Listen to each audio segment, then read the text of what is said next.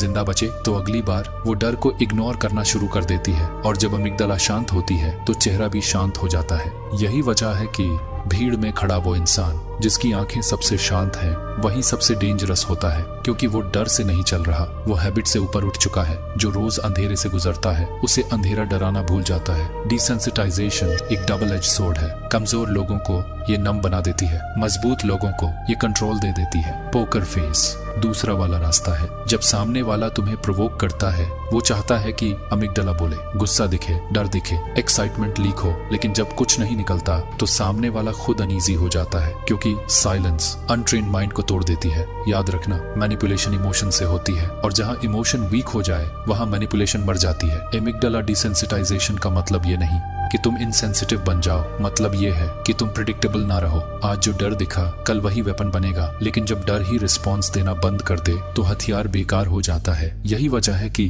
Poker face वाला इंसान कम बोलता है। वो जानता है दुनिया वर्ड से नहीं रिएक्शन से पढ़ती है, और जिसने रिएक्शन देना छोड़ दिया उसने खुद को पढ़ने से बाहर कर लिया। अंत में बस इतना, जो इंसान अपने डर को रोज देख ले, डर उसे देखना बंद कर देता है। अमिगडाला थक जाती है, रिएक्शन मर जाता है, और चेहरा पत्थर बन जाता है। यही है अमिगडाला डिसेंसिटाइजेशन, पोकर फेस का वो हिस्सा जो दिखाई नहीं देता लेकिन सब कुछ बदल देता है।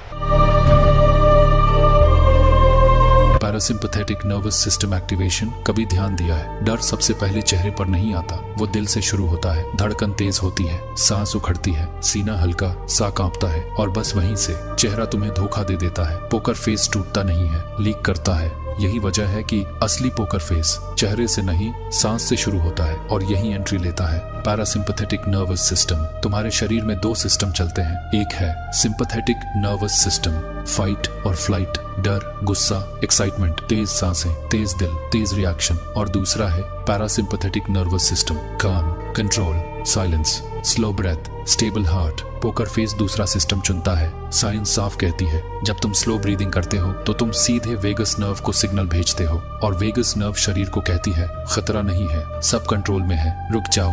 दिल की धड़कन स्टेबल हो जाती है, ब्लड प्रेशर गिरता है, मसल्स रिलैक्स हो जाते हैं, और जब दिल शांत होता है तो चेहरा झूठ नहीं बोलता। लोग सोचते हैं पोकर फेस एक्टिंग है, नहीं, पोकर फेस फिजियोलॉजी है। तुम चाहे कितने भी स्ट्रांग क्यों ना हो, अगर सांस तेज है तो डर बाहर आ जाएगा, आंखों में, आवाज में, माइक्रो मूवमेंट्स में। लेकिन जब सांस गहरी, धीमी और नियंत्रित होती है तो इमोशन अंदर ही मर जाता है। इसलिए ट्रेन्ड लोग खतरनाक सिचुएशंस में भी सांस गिनते हैं, 4 सेकंड्स इन, 6 सेकंड्स आउट, क्योंकि उन्हें पता है जो इंसान अपनी सांस कंट्रोल कर ले वो किसी और का कंट्रोल नहीं बनता। सच सुनो, जिसकी सांसें शांत है उसके इरादे गहरे होते हैं। पैरासिम्पैथेटिक एक्टिवेशन कोई